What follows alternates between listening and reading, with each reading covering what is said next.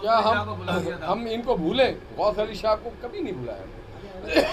गौस अली शाह को वज़ीर आला बनाया गया, उनको चीफ एडवाइज़र बनाया गया, उनको सियालकोट से ले जाकर के इलेक्शन लड़वाया गया, उनको डिफेंस मिनिस्टर।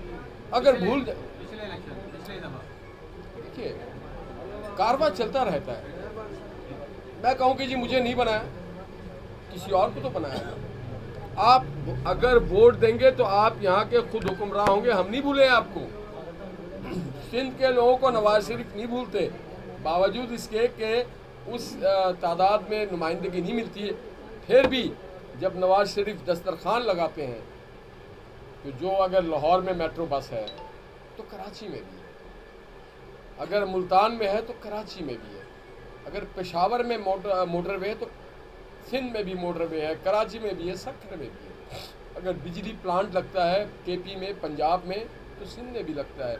लैपटॉप अगर वहाँ दिया जाता है तो यहाँ भी दिया जाता है। सूबाई सूबाई हुकूमत सॉरी, आपको तो पता है, नहीं चलेगा काम। आपको तो पता है कि 18वीं तरमीम के बाद ये सूबाई मामला है, लॉ एंड ऑर्डर।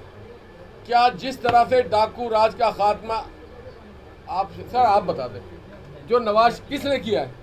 जोर से बोले सर, किसने?